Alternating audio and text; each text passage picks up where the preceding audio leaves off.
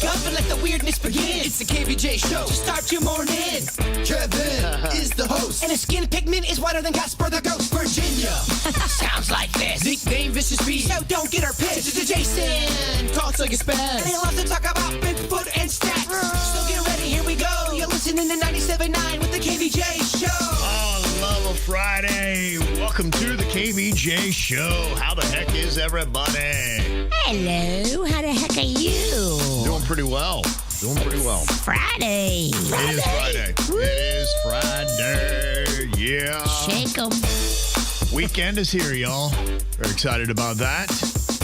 I know you went out last night, started your weekend a little bit early, Virginia, but for a very good cause. I did. Holy Ground PBC that helps mothers who are, struggling.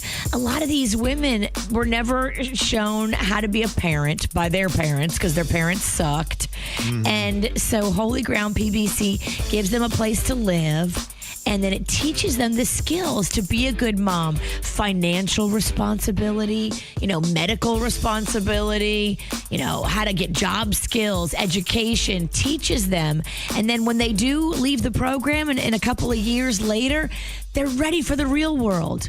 They're given all these skills. It's a beautiful program. That is really nice. Honestly, a lot of people need a leg up. There really isn't that thing that teaches you how to do one of the most important things, and that's how to parent, how to care for somebody, to raise them right. And look, there's really no more important job that we have. And if your parents weren't a great role model, who's going to teach you? Yeah, absolutely. You're just out there fending for yourself as a little person, and then you grow up and the cycle continues. So this girl got up last night and spoke about, breaking the cycle and how she and her daughter that was sitting right there are happy and healthy and productive, and it was beautiful. That's nice. I loved it. That's good.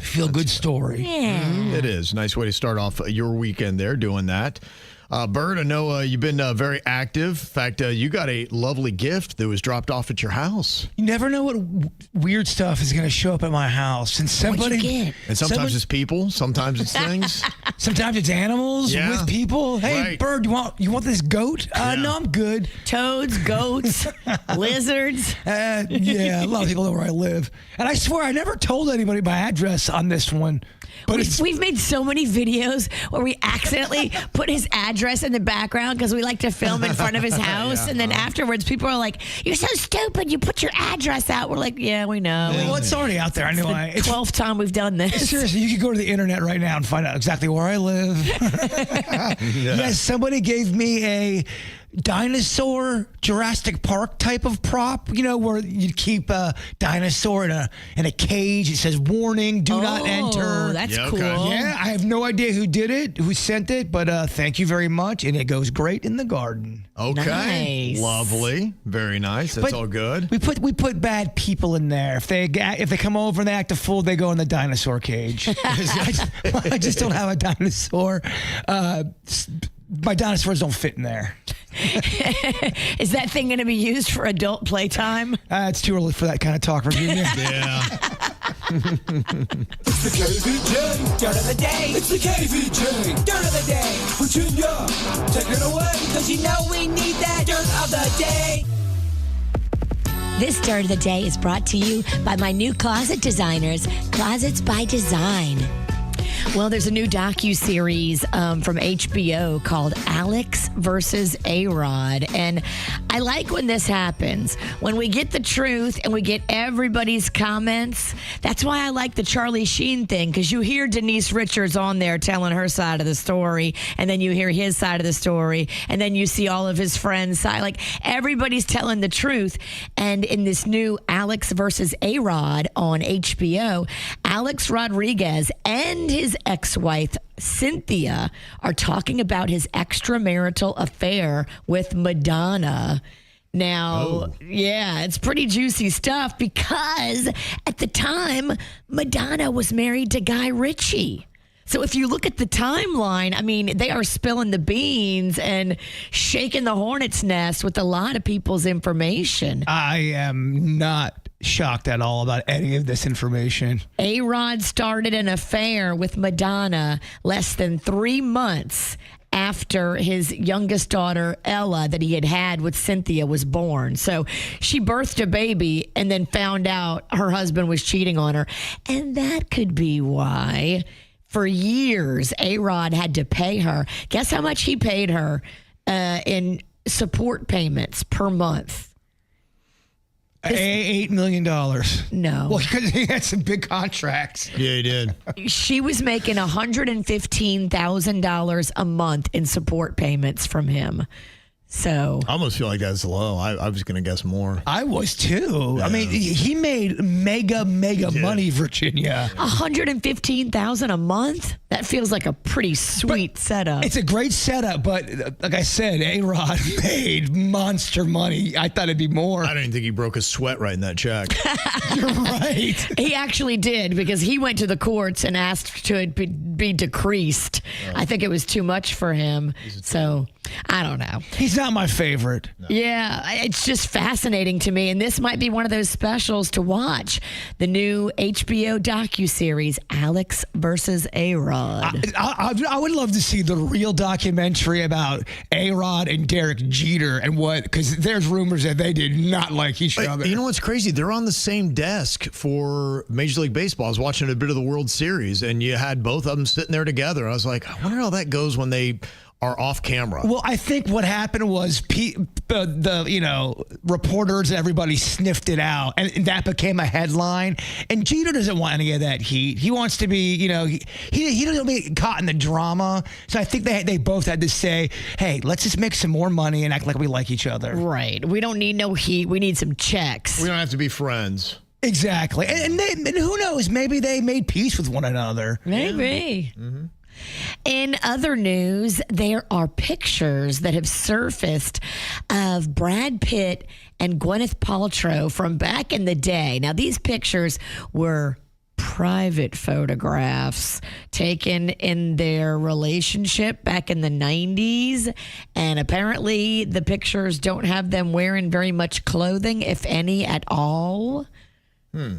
Fascinating. Now, when I saw this, I was like, yeah, I mean, if it's 30 years later and I looked good, I might leak those pictures. So you think it's a leaking job? I think it's an inside leak job, but what do I know? She's got a new product coming out on Goop. Exactly. She would be the one to leak them. I don't think she would be the one to leak them, I think. I don't think Pitt wants any of that heat. No, he don't want that. And finally here, Ariana Grande had a scary moment on the red carpet. So she was in Singapore and they were doing like the red carpet for the new Wicked movie. And this dude who is known online for crashing celebrity events, his name is Pajama Man. He apparently sprinted at Ariana Grande and went to grab at her. And just like in the movie, Cynthia Erivo jumps in between them and saves Ariana Grande. Okay, are they doing a Goop? Gwyneth Paltrow. Okay, let's pay this guy to run. You save her. I'm actually quite excited to see the red carpet interviews. The guy has done it many big events. He's been on stage. I can't remember, was it Katy Perry and a whole bunch of people like that? The Weeknd. And what he does is then he just then posts it. He's like, and I'm out. And honestly, they need to lock him up for 5 years. And his next video needs to come out in half a decade. And he's like going, I'm out because this has to stop. Because you could tell she genuinely was rattled. Keep in mind, she's still, she has that when she did that tour and they had that shooting that happened. Where was that? In France? Something like that? Yeah, at her venue. Yeah, she still talks about having PTSD. I think it's one of the reasons why she hasn't toured in a very long time. And she's going to tour again next year, finally. But I think it's taken all that kind of time. So she looks very clanked as this guy comes up because you just don't know what these people are going to do. No, he could be ready to stab you. Take it from me, who's had this done by a couple of strangers. It is, you're going to freak out. And I'm a pacifist. If someone's carrying or someone's got a weapon and you tried to run up and they don't know you, don't be surprised. Yeah. That's how you get shot. Yeah. Well, because you don't know what's happening. You think someone's about to attack you. Well, it is going to happen one of these days, to your point. Somebody is going to go up there and they're going to be like, hey, this is nothing. And they are going to get shot. And then they should be like, you know what? This is just what happens. Look. What is the F around and find out? Yeah. You act a fool. And that's the thing about social media stunts, too. People that some of them aren't vetted until they get so super popular.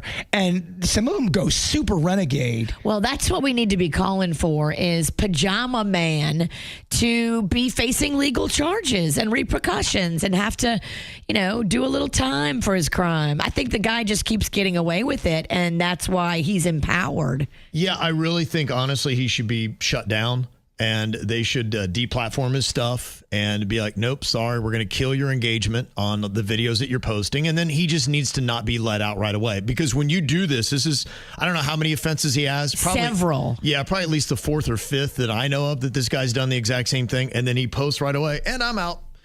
And change that. He's not the only one that does that either. It's right. Other creators. Well, why wouldn't you? When you see you don't really get in trouble for doing it, and you get a ton of engagement, and he's all over global news today. And I wish Ariana Grande would have had a little switchblade, and when he'd come running up, just give him a little jab in the belly. That would end his act. Or a fireball from the witch. Oh. There you go. Cynthia Erivo did jump in like she was the witch from the movie. She got in between this guy and Ariana Grande, protecting her. Yeah, I think they legitimately really do care for each other. It is kind of a sweet thing. That is sweet. Yeah, it's a little cringe sometimes, but it's not a little. It's okay, very cringe, right. but I do completely lied. You're right. That can be cringe, but Pajama Man is more cringe. Pajama Man's wrong. It needs to go down, but I'm also excited to see the cringiness on the red carpet. Both can be true. It's true. It's true. And that's what's going on in your dirt.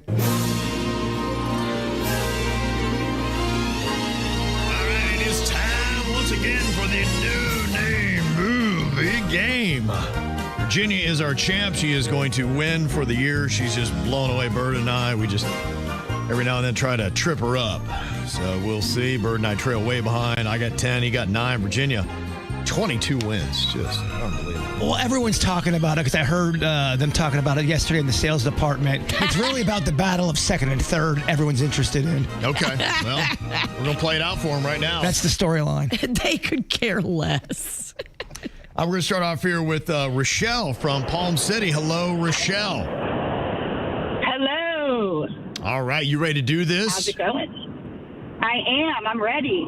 Okay. Virginia's going to be giving you the clues to the movies.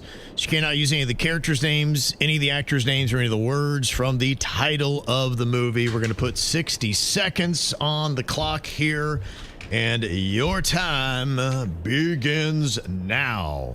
Okay, it's a strong thing that bridges are made of, and it's a superhero dude. Superhero dude. Pass. I don't know superheroes. Okay. Pass on that one. Okay, you build this at the beach. Castle. Sandcastle. Yes. Okay, you're getting married, but you're overweight, and you are... You're from a Mediterranean continent. Diet, the Greek diet, you're getting married. Go Greek. You're getting married. My big fat Greek wedding. Yes. My big fat Greek wedding. Okay, pass on that one. They live under a bridge. They have puffy hair. They live under a bridge. Trolls. Yes. She is the female version of a priest. She wears a habit. A nurse. No. Nurse. No, religious. The nun. Yes. This is what you would do if you're getting a field sobriety test, so they know you're not drunk. You gotta... The field. Okay, you got 4. Time is up. 4 on the board, Rochelle. 4. It might be enough to win the tournament. It might be enough. Yeah, sadly. Sorry, Virginia. No, I'm a 4-year-old, so I'm not big on the movies these days. It's okay. You did fine. You did great. Yeah, you'll probably still win, so. Exactly. 4's plenty enough. Don't apologize too much. You're fine. I'm just too into it. I need to calm down. Okay, we got Corinne on here from Fort Pierce. Hello, Corinne. Hi, good morning. Happy Friday. Happy Friday. Okay. Are you ready to try to win this thing? I'm ready. Okay. We've got 60 seconds on the clock, and our time begins now. Pass. Okay, it's how you work weekdays. What is the time that you work? It's a song. It 9 was a to movie. 5. Yes. It is, you know what? I remember everything. It was a movie about that. It's like it all comes back to him. It was an action movie. 2 words. Pass. Okay, he is a painter that chopped off his ear. He's Dutch. Da Vinci. No, a Dutch. Pass. Okay, it is a tennis term. When you're at the end and when you're about to end the game, you are at what? Pass. Game match. Okay, this is another word for a pig. It's a crazy pig. What's another word for crazy pigs? They're not crazy. They are out in the nature. They're running pass. Wild Hogs. Okay. Now, pass. Okay. Yikes. That's okay, man. The real story is that battle for second and third. That's it. Yeah, got one. Those are hard. Sorry about that. No, I just did terrible. That's okay. The ones we missed. You did great. We had Match Point was in there. Van Gogh was the artist. Total Recall. All right, there you go. Okay. We'll just move on. Forget about that one. Thank you very much. That's what I would sound like walking back to the dugout anytime I'd strike out. Yeah. Just how Kevin was muttering to himself. Yeah. Yikes. Okay. All right. Not a good round. We'll see if Jbird can do any better. The only chance to take down Virginia. All right. This is Jordan from Port St. Lucie. Hello, Jordan. Hey, good morning, KVJ. Brother, let me just tell you. First of all, I love Port St. Lucie. I should have been born in the Pizzle. We love you up here too, Jbird. Ah, that's very kind. Okay. No one thinks we can win, by the way. We're the underdogs. Let's prove them all wrong. We are the underdogs. Let's do this. Yeah, I agree. I don't think you can win. It's hard when your own team is like, nah, I didn't think we I ain't could got win either, this. Are you trying to get in my head because it's working? All right, here we go. 60 seconds on the clock. You got to beat 4 in the No Name Movie game, and your time begins now. You win this if you're the greatest worker in 30 days. Employee of the year. No, not year. Employee of the month. Yes. Pass. Not day. Thruster, but what's the opposite? Nah, pass. Not 3, not 5, and they roar. So it would be King of the Jungle, but not 3, not 4 5. bears. 4 what? 4 lions. Yeah, you got it. lions? Yeah, you got it. If I have a tulip and it's fresh, but then I snap it, it's now considered pass. I'm going on I'm so mad. I'm gonna go on a big old, not a rant, but I'm so pissed. All right, pass. Me and you, we're gonna go pass. I am a police officer made of wires. I talk like this. RoboCop. Yeah, you got it. She's a Finn. 3. No. Hey, no, you got second place. The battle everyone's talking about. We just know Virginia's going to win, and so it's really just between you and me. Gosh, so terrible. Can we have a second place belt? I don't hate that It's idea. the more coveted one. It's the competitive belt. Yeah, that's it. All right. Well, congratulations. You got that coveted second place there, Jordan. Appreciate it. Thank you. Yeah, first You did loser. good. You Sorry, did Jordan. good. Sorry, I still love the pistol, baby. Yeah. And congratulations here to Rochelle. Again, another win for Virginia. Good heavens. Wow. Rochelle. Woohoo. Yay! That's my girl, Virginia. We did it. Mm-hmm. Booby power. you. Yeah. Yeah. Yeah, graceful winners. Woo! In your face, loser. You just got to take it, Bird. There's nothing we can do about it. Look, I get second place. Yeah. Put some respect in my I name. want you to think about this all weekend and maybe come back next week and do better. Yeah. Good news is everybody that played got those Training Bare Naked Ladies tickets to I Think Financial on July 8th. So. Oh, that's nice. Yeah, so they all won. Yeah. Just by playing, you won. You know, we should, I think, only give prizes to the losers. I We like should that. do it unlike everybody else. I agree, and I love the idea of a second place belt. Yeah. I think it's what we need now. All right, Engineer Keith. Yeah. We need a second place belt. You got some new movies opening up this weekend. You've got Now You See Me, Now You Don't. Jesse Eisenberg, Woody Harrelson, Dave Franco, Isla Fisher, and Morgan Freeman.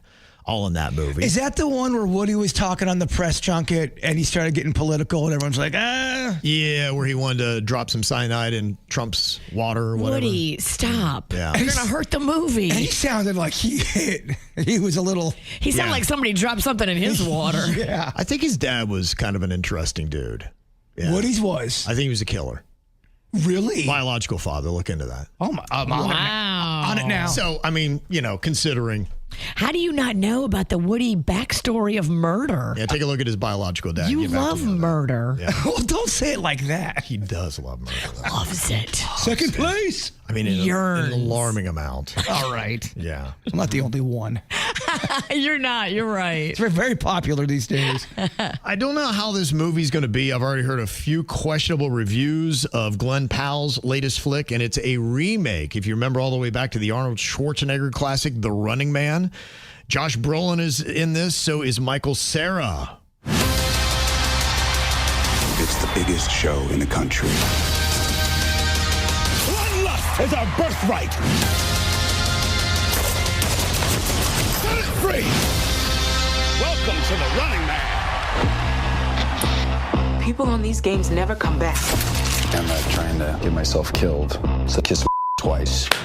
Right there is why you can win this game. The rules are simple. Survive 30 days. The entire nation hunting you down. And get your family out of Slumside for good. I'm gonna come back here and burn this building down.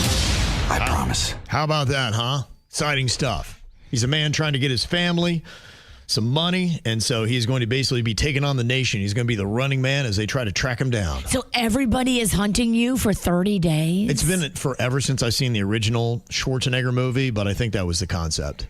Yeah, I forget that Josh Brolin was in the Goonies. Right, I know. Can you Crazy, believe man. that? Do you remember him in the Goonies? I do. What was his Crazy. character's name? He was the older douchey brother, right?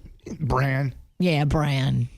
Yeah, he's been around. He's fantastic, Josh Brolin. So it's a good cast. We'll see. And nobody's hotter than Glenn Powell, right? I like him in a podcast. He gets very open and talks about everything. He does not give. He'll give you his opinion. He will tell you everything and not hold back. And I kind of like someone with no filter and doesn't know when to shut up. Yeah, it's because you are that person. I know, see imagine you. that. Imagine that, huh? I see you. It's the worst of the week. We sound like ghosts when we make bad jokes and commit misquotes. It's the worst of the week.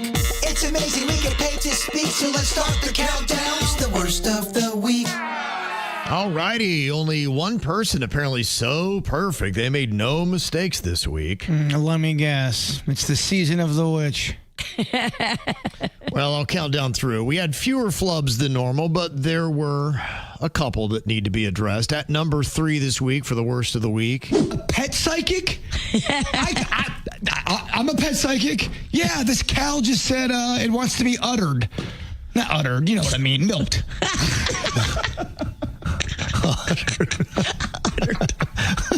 That probably makes the worst of the week. It's a new term. Is uttered? That's wrong, huh? Well, they have udders. I mean, I see what you're saying there. In fact, if we didn't call it milking, and maybe could you utter the cow? Is that not a thing? I don't think it's a thing. I'm uttering? I'm going to go be. You can utter a word, but that's not anything to do with cow teats. I don't utter, I stutter. This group should utter less. Yeah. Boy, I fell into it yesterday. We were talking about those northern lights. Now, I did get a photo here from Michelle C. She said, this is from my daughter's front porch in AK. I guess that'd be Arkansas, so a little bit north of us. No, you big dummy, that's Alaska. I'm going to defend you on that. I'm sorry. AK seems like that's Arkansas. It could be. And look, as we did yesterday, a quick refresher on state abbreviations. Clearly, I'm not great at it. What is Arkansas? It's a state. No. Oh, AR. I hate when I do worst of the week during worst of the week. Man, Yeah, you're right. doesn't that suck? Oh, goodness. I mean, it's just giving the people double of what they want. You're right. That's So it. we actually have 4 clips this week. Your extra cheese, your extra cream filling. But I got to tell you, number one does not disappoint. Okay, give me a TV character that starts with the letter K. Captain Kangaroo. No. Carlton. Nope. C. Cookie Monster. Nope. Kim Possible. There you go, Virginia. All right. What'd you say? K? Impossible. Did you say K or C? He said K. You guys kept answering with C. You guys are two That doesn't C's. change what I threw out. Yeah, it just means that you guys are all really wrong. Best It's of the definitely week. K. Yeah. There you go. Best of the So you say it's the best of the week. Never mind. Virginia made it as well. I forgot she back-ended that one. So there we go. Everybody was sucky this week. Oh, my God. Nice. I love it when there's 2 and 1. Yeah. I would have had multiples. That would have like 4. I don't know what I was thinking. Cookie Monster with a K? I swear, I know how to spell cookie. All right, pretty banner week. Okay, what do you think about this? Is it normal or nope? A person wanted us to ask about dreaming about work and then waking up annoyed. Absolutely. That is a normal thing. Totally. How about that? You know, the weird thing for me, I really don't dream about work. And it's probably a good thing. I think it's the only time I get away from it. But yeah, I always dream just about like regular random things in life. I have some weird dreams about us all together. There's sometimes we're in a rowboat together. Okay. I had a weird dream last night about like the guy that I worked with before you, Kevin. Oh, wow. Okay. And way back. he was still alive, but he was donating all of his organs. So he was going to die. And I was like, this is awful, but beautiful. It was very weird. There we go, making that left on Depression Boulevard. It's Friday, right? Yeah, it's Friday. Yeah, she's looking around and be like, yeah, I need to throw in something really depressing here. Woohoo! Yeah. The weekend. Yeah. All right, oh, okay. You're dark, Virginia. It was weird, bro. A weird dream can really mess with you for a good 10 minutes because sometimes you forget your dreams, but there's some that stay with you. And I'm still thinking about it. I'm like, what was that?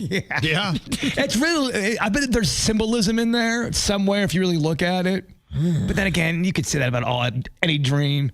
You're worried about something or something's on your mind. I'm always worried about something. Exactly. Something's always on my mind. I'm very paranoid. That's why dream analysis is kind of like, whatever.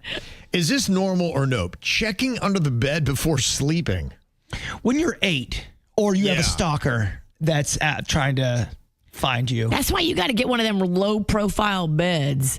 Don't get one that somebody could hide under. Yeah, if my stalker broke into my house, he'd have to flatten himself like a pancake to get underneath my bed. He'd have to be 6 inches wide. Normal or nope? Taking extra napkins from restaurants to use later.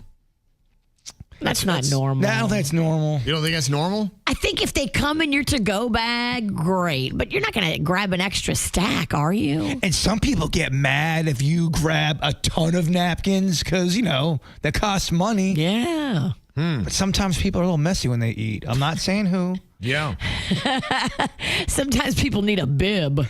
Mm-hmm. Oh, what are you doing? Point at Bird. Come on. Come on now. I'll throw that out there. What about that? Is that normal or no? Taking extra napkins. I figured that might be a little bit more normal, but we'll see what the people say on that. I wonder if it's more normal to take napkins from a restaurant or, people take stuff from motels and hotels, the shampoos and the towels and all that. Mm-hmm. Yeah. I feel like if they can't reuse it and I liked it, I'm like, okay, why not? Because they're just going to throw it away. Yeah, I think the little mini shampoo is there for you to take. Yeah, I look at that TV. I'm like, they're never going to use that again. that bed? Yeah. That end table would fit real nice next to my bed at home. They just throw it away, right? Every day. What about this one? Normal or nope? I rehearse my drive-through order in my head like I'm auditioning for a role. I do that every time because I know that they don't have time for me to be thinking about it. anytime I do drive-through, not anytime, but there's a lot of times, 'cause for some reason, my voice, hey, can I please take a, I'll do a Big Mac? And they go, no problem, ma'am. And I pull up. I've had so many people call me ma'am. And then you pull up and you're like, whoa, that's an ugly lady. I have a Santa Claus beard. So you guys have both done that? Yes. It's odd. When I order something, I think I'm trying to be extra polite, and I turn into a freak show. I also will yell at any passengers in the car. They need to get their S-bomb together and figure out what they want, because once you're at the speaker box, that's not the time to be reading the menu and trying to figure it out. Like, you got to already know before you get to the speaker box. You'll let someone know? There's always somebody in the back seat of my car. It's usually a cookie snatcher, and they don't know what they want. They want to get up there and read. Yeah, right. You know what this place has. I got to push back on this. Sometimes people offer special offerings. That's why I don't like this new concept where you go through a drive-through and the employee kind of blocks you off before you get to the menu and asks you for your order. Well, what if I don't know your menu that well, and maybe you got a new special quesadilla or something? I don't like. I'm seeing that as a new trend where someone blocks you off before you get to the menu. They want your order, but you don't even get to the menu yet. That expedites it. That makes the line move faster. I'm all about streamline. That's causing food anxiety. It's also causing wrong orders. No, I got Sounds like you guys have radically different approaches. Radically different. He wants to take his time. He wants to romanticize this event. I am here to get in and get out. He thinks he just rolled into a 5-star. You guys don't know about drive-thru like I do. No, you're right. I don't. It is. You don't know when they have specialty. Like Culver's, sometimes they'll have a new sandwich on the menu. Yeah, and they have a sign like 20 feet in front of the speaker box about the new sandwich. If you see it, you know before you get to the speaker box what you want. Culver's does. You think every fast food chain does that? Heck no. Wow. Right, I don't want to fight. It's not a Friday. It's Friday. Yeah. And what about this one? I check my pockets for my phone while holding my phone. Yep. All the time. That normal or no? I'll text somebody, hey, have you seen my phone? Dude, I could not find my phone the other day, and it was in my hand. You know what happened? One time I did it too. I was kind of not too far from my family. I'm like, gosh, and you could see I was getting frustrated. I'm like, what's wrong? I'm like, and I saw my phone. I'm like, nothing. No. Virginia sent me a stupid message again. I just got stung by a bee. Sorry. I just out of nowhere, I'm yelling curse words to myself. Yeah, that's normal, right? Okay, checking to see what people said. And, I thought this might be more normal than you would think. We had 2 people in here who said it's not, but you're only part of 12% of the people who take extra napkins from restaurants to use later. 88% of people do. They say it's normal. Maybe I'm not understanding this, because I'm thinking about a napkin that's nice at a restaurant. You're talking about just paper napkins? Yeah, like, for instance, you roll into I used to do this. You roll into Chick-fil-A and you're like going, oh, man, kids always spilling stuff in the back seat, so I'm going to take an extra 5 or 10 because I know keep them in the glove box. Yeah, right. Mm-hmm. Yeah, that's good. Yeah, so I've done that before. Don't know if you should, but I do. Rehearsing your drive-through order in your head like you're auditioning for a role, that is normal as well. 65% of people are doing that. Yeah, it kind of gets a little stressful because you don't want to blow it. You don't want to blow it, and the car behind you is like, hurry up, dummy. Right. And checking your pockets for your phone while you're holding your phone, 86% of people do that. That makes me feel so much better. Yeah, it does. Well, that's kind of what this is all about. Is your crazy behavior normal or not? You let us know what you want to know, and we'll bring it out there. See what the people have to say. 877-979-WRMF at the KVJ Show. Jelly Roll has made a viral video, and he's added something new into his house. The squatty potty. Trying to build a squatty potty. A bamboo flip stool squatty potty. Well, it's got 2 heights. Unkink your colon with squatty potty. Listen, and I got a kinky colon. My colon is kinky. Why are we pretending you even know what you're doing? I'm trying, y'all. Okay, what? A little support. I love you. A little support from my wife right now. 10 years, I've never seen you build one thing. There you go. Only just to, a career. Denny's has that squatty potty. He swears by it. Yeah, they do say there is something to it. The way that you position yourself on the commode apparently does have some kind of effect on how everything works its way out. So the squatty potty makes the legs go up closer to your stomach? Yes. And that's better for you. You're in there like you're birthing a baby. That's it. Yeah. A little floaty baby that you drop in the toilet and leave behind, abandoning. That's it. Pretty gross description. You're a terrible parent. Yeah, it's kind of rough. But yeah, that's it. I guess, as he says, you unkink the colon. That's a gross expression, too. It really is, yeah. Yeah, to say you have a kinky colon, it's pretty rough. Some people have trouble. And if you've, gone up in weight, down in weight, if you've got issues in there, like I'm sure he might have. Yeah, he just recently, he was in Australia, and I guess he had to cancel a show because he had some intestinal issues. Oh, dog. So, that sucks. Yeah, so he's back here getting that squatty potty trying to unkink his colon. Now, he did bring up something else, and I think Virginia would agree on this and can turn this into a normal or no, but I'm asking the question right now about separate bathrooms from your partner. Any good husband knows that you can't in the bathroom your wife in. That's where she You got to respect her peace and sanctity. I love it. Panda is so polite. He knows if there's a window where I need to go into this room and get ready, shower, makeup, like he won't even go in there. Yeah, I get it. Honestly, there is nothing worse than going in and sitting in the remnants of what somebody has left behind for you. Oh, as you're putting on your rouge and your lipstick. You got Brown Town hanging in the air. Yeah. Nobody wants that. No, nobody wants that. Well, sometimes, I don't know how people do it. If someone's in there going number 2 and then you immediately have to go in there to go brush your teeth. It ain't cool. You have to go brush your teeth on the couch. We got to get this timing better. Mm-hmm. So do you or would you want a separate bathroom from your partner?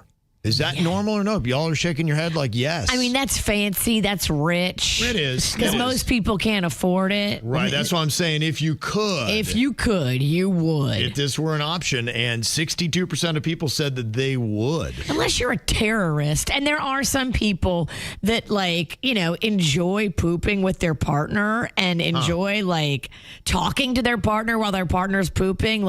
Y'all are whack. No, I can't. I got 2 bathrooms. I'm blessed. I'm not rich, but I have a small house, but it's got 2 bathrooms. Yeah. And they're both on the opposite end of the house. That's ideal. Yeah, I don't think that's a 1%er concept. I think there's many people that could pull that off. Yeah, definitely. Mm-hmm. That is an interesting concept. Even when we were poor, we had 2 really crappy bathrooms. That's it. Got your own spot. Talking about the craziest place where you have seen a fight. Joshua Allen, who won season 4 of So You Think You Can Dance, was struck by a train near his Texas home recently. Passed away and was in his casket when his mom and girlfriend broke into a fist fight right over his body. So we're talking about physical altercations, not, where you're at the doctor's office and the 2 medical people get into a fight right in front of you in the office. Verbal doesn't count. Okay, got you. All right. Yeah, it's you need to check out where it's like, okay, look out. They're getting froggy. They're boxing. Somebody said, I saw a fight inside of an operating room between 2 Spanish nurses. Oh, no. I'm telling you, man, there are some fights in the medical community. Oh, yeah. No. Right. Yeah, that's not a place you'd expect to see a fight. It's really jarring for the patient, not going to lie. Yeah, you're going to lose a little confidence if you're about to go under and your 2 nurses are duking it out in the corner. Well, if you can't keep it together in front of the patient, what the heck, man? What are we doing? This kind of surprising as well. Somebody said a fight broke out between a husband and a wife, 4 a.m. at the laundromat. My husband and I had brought our girls to do laundry on a Saturday as a punishment for not keeping up with their chores. And while we were there was a wife beating up on her husband. What did he do? She tried to start something with me, stating that we were being cruel for bringing our daughters to the laundromat. I de-escalated the situation by calling the cops. They made her take her wet clothes out of the washer and put them in plastic bags to go home. Wow. That's a lot. That's a busy story. That is a lot. We do have a fight at a funeral here from Chris. Said, Yeah, he did see a fight the night before my dad's funeral and went to jail. It was late to the funeral. Okay. All right. That's right before it. But what I'm getting the most stories about here that people are sending in is weddings. One said, I was at a wedding where a bridesmaid tackled a groomsman. Another text says, at my wedding, my cousin picked a fight with a friend. Needless to say, my underage drunk cousin got his ass handed to him. Well, think about it. You've got people drinking who normally are probably not always around each other, that might have grudges, and that's why they're not around each other, and then they're going to tell you how they feel. Open bar plus grudges is a recipe for I got something to say. For any situation, really. It doesn't just have to be at a wedding. Now listen to this one. This is Layla from West Palm Beach. She is a wedding planner who got punched in the face about 2 weeks ago. Layla, what the heck happened? Hi, guys. Hello. It was the craziest wedding. I've been a wedding planner for 15 years and an event planner. So, baby showers and stuff have their fair share of drama. But in this case, there was an uncle who had been sober for 12 years. And another person at the wedding in the bridal party was encouraging shots for everyone and kind of pushed some shots onto this person who had been sober for many years. Obviously, I did not know about that. But when the groom got wind of this, I assume he had supported him in this sobriety journey. The groom got very upset and went after the guy who was pushing the shots because this person was very intoxicated, the sober person, right? Anyways, the groom approached him and a fight, like a brawl between the families, just completely broke out. Everyone was punching and throwing things. An aunt tried to jump in to break it up. She got knocked out. I think she was unconscious at one point. It was such a crazy, I didn't even really know what to do to control it. We obviously had to call the police.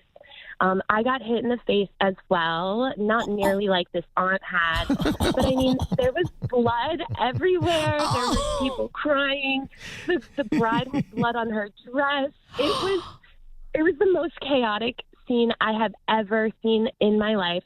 So much damage, and the bride and the families have also completely ignored our requests to repair the damage to the facility. So we're still actually dealing with claims from this incident that happened 2 weeks ago. But happy wedding, guys. Wow. Please what town was this in? This was in Palm Beach Gardens. Please tell me while all the fighting was going, the band kept playing. Please tell me the videographer kept filming. The videographer and photographer had just left. So there was there is some phone video, but it's being used as evidence right now. But the DJ, I don't know if the DJ was playing. I need to go look at the video. Yeah, you got to keep playing. I mean, you got to have something. Yeah. You have to. Yeah. Play you got to fight for your right to party. Yeah, right, you definitely Rocky theme, something. Yeah. Wow. That's unreal. Happen at these events so often. Honestly, the most I've seen is at baby showers. Really? I don't know what. Usually between the mother of the father, the baby father, the mother-in-law and the daughter-in-law, there's always a lot of weird relationships there. Oh, yeah. Huh. The mother-in-law wants to be in control, and the pregnant lady's like, oh, no, bitch, sit down. That's so crazy. Yeah, and it's always weird when someone's being froggy with a pregnant person. You know what I mean? You just pushed a pregnant lady. The room is going to turn on you. Definitely. Wow. Thank you, Layla. That's insane. Isn't it crazy where some of these people are fighting? You would think this would be the one place you keep it together. Layla, please feel free to bring any of your stories here whenever you like. Well, we got a little bit of an issue here. At least he does. Now, is it an issue or is it overblown? He's not real happy that his wife's therapist is texting her after business hours. Now, he said that he has been good at helping her with some of the depression issues she's been going through, and so he's been really supportive of her, and he doesn't want to do anything to rock the boat, so that's why he's a little hesitant on what he should say or if he should say anything at all. But he's saying right now that she'll get texts sometimes at 10 or 11 o'clock at night, just kind of asking her about her day. Wait. The therapist, it's a man? Yes. And he starts the conversation at 10, or she's texting him first and he's answering her? Well, he's trying to figure out, and he tried to get a glimpse, but he did notice that her phone kind of went off, and then he tried to take a glance, and she kind of turns her phone away. And he had just seen in one glance who it was. And he's like, what's going on? She's like, this is, she'll put it on, this is part of my treatment. This is a personal conversation. So it's kind of like, how you do doctor-patient client privilege kind of thing. Yeah, confidentiality. Yeah, she's just saying, look, this is kind of a private thing between me and my therapist. But he's just, is this a normal thing, I guess, is what he's trying to figure out. Because outside of that realm, it seems suspicious. I mean, if a man were texting your wife at 10 or 11 p.m., you'd be a little suspect, especially when she reacts by kind of ripping the phone away when you try to look over her shoulder. Be like, who the heck would be texting you this late at night? You go to therapy to solve problems, not to get problems. Yeah. And right now you're getting problems, and it's unprofessional, and it's not cool. It's not right. Yeah. She said, look, this is just kind of part of it. I mean, I'm going to him to be treated for depression, and he asks about my day to just see, okay, how did you make it? Did you make it through your day? Yeah, but 10 p.m. is not professional. It's not, especially if it's causing stress in your relationship. He is instigating a conversation at 10 p.m., not responding to her. Now, if she's texting him first in a panic and he's responding, that's one thing. But if he is starting the exchange at 10 p.m., like, what the hell's going on? I don't think he conclusively knows what it is because he's not gotten full access to the phone. He only knows who it is, and it's happened multiple times. And it would be about that time, 10 or 11 at night. And she just brushes it off as like, this is my therapist. He's checking to see how my day went, what he's working with me on for my depression. Is it being effective or not? And she said, this is part of my treatment. He's just like, I don't want to push the issue, but also I don't want to be a chump. I mean, if there's an affair going on here, and just sit back and be like, oh, wow, should have seen it coming, dude. Right. So that's where he is. So he just wants to know, does this sound like it's out of bounds? Is this normal? Is this what a therapist would be doing? I'm telling you, if you are causing issues when you're going to therapy and it's not helping things, it's not good. And he should know, the therapist should know that. And your girl should realize this is suspicious behavior, and she should want to clear her name and show you the text so that you're not suspicious. The fact that she's hiding it is going to make you more suspicious, and she isn't getting that. That's not how therapy works either. I don't get to call my therapist at 11 p. Yeah, I'm having a tough night tonight. They're not. It's going to go right to voicemail. Yeah, I get where he's coming from. He doesn't want to look crazy. He don't want to look like he's overly jealous, but he just says, I don't know. There's just some things about this that don't feel right. He may need to pretend like he's going on vacation and instead get in the bushes. Mm-hmm. Now, right now, 91% of people are saying after our texts with a therapist, not normal. So if you are a therapist, you could let me know. And does this actually cross a professional barrier that would be against what you're supposed to be doing as a therapist? It's causing drama in their marriage. It's not helping. And she's like hiding the phone. No. Ironically, it's making him depressed. Yeah, exactly. That's not good therapy. Mm-hmm. Okay. Well, if you know for certain on that, it does sound like you're in a suspicious situation that you could press back on. Get in the bushes. Yeah. If I had to get in the bushes right now, you'd have to help me get out of the bushes. I'll get in the bushes for you. If you need anybody who needs, if you're injured and you can't get in the bushes, I will get in the bushes for you. I don't know what would be worse, hiding in the bushes, me just because I couldn't get in there, or Virginia because you would hear her. Whatever. My friend whispers over here. I'm like a ninja. Yeah. Right. Yes. A very loud ninja. You're dressed like a ninja. Yeah. Halfway there. And this person wants to know about their husband taking anger management courses without their knowledge. Is that a red flag?